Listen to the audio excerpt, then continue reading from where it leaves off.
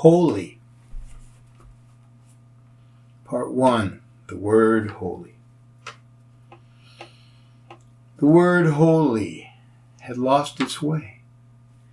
It was speaking on a soapbox in the park. People passed by oblivious. A few stopped to gawk or jeer. Only one little boy stood listening, enrapt. 2. The little boy speaks. We use that word in my temple on Shabbos. The rabbi stands in his ebony robe in front of the gorgeous sculptured bronze doors where the Torahs are.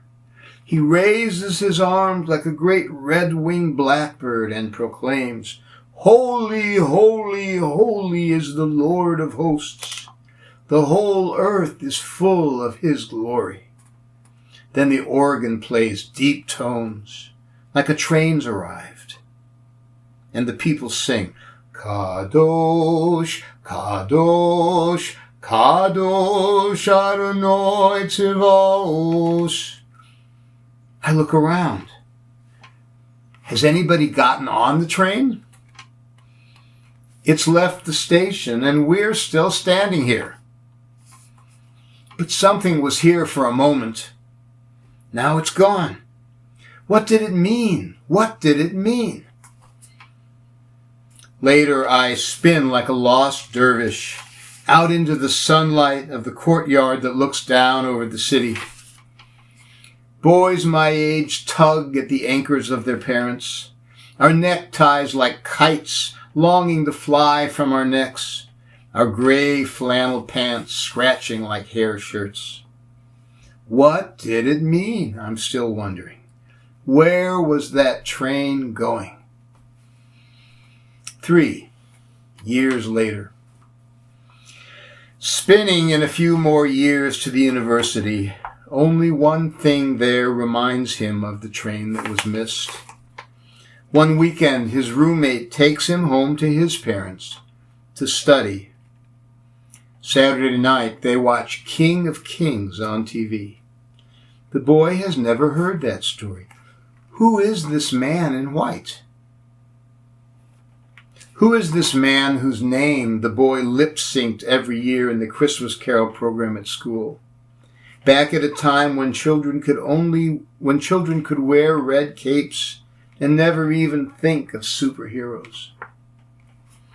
He writes his rabbi, who sends back a copy of an unintelligible sermon he'd given on the movie.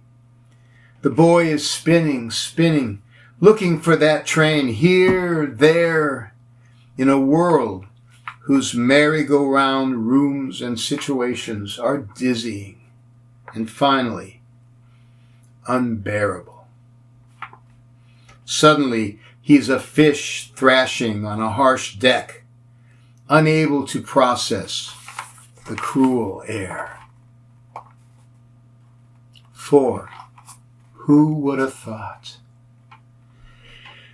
But a kind hand lifts him up and places him in a different kind of water. Pink. And he's swimming. And this water gives a much different kind of view. Everything is holy. Everything is love. 5. Still more later. The light has again drained out of his world. Utter darkness for months. Love slipped through his fingers. Now even its memory augments his anguish. He's sitting in a room. The only other person present is a holy man speaking to him. What will happen? Can his prayers truly have been answered again? It's not so much what the other man in the room says. Stars and jewels come out of his mouth and soft clouds of kindness. They go into the young man. He does not feel himself filling, but soon he watches as stars and jewels start pouring out of his own mouth. Finally, the two sit in silence, two sparks of the same divine flame, two rays of the sun. 6. Back out on Main Street. Back into the crazy world, the big amusement park world, everything so utterly improbable and yet arguing in its solid bulk. Yup, I'm here, I'm real. Improbable and holy, holy, holy. Now the young man is only a pink heart breathing light. He thinks of the holy man again, what he was like. How do you say it? But you can't. But he tries. Heavy and light at the same time. 7. Le dénouement. But once you know, how do you tell people they're holy?